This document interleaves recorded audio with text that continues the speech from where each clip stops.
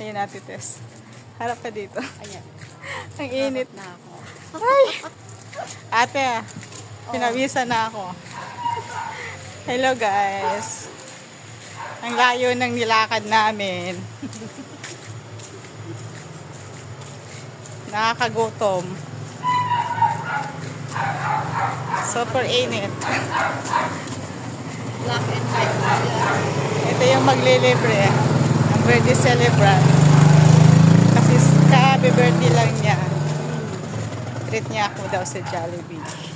Yeah. Jollibee pa more. Kainit eh. Ay.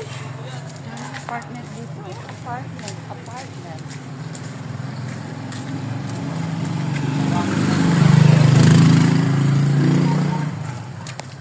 Oh, ito apartment din to.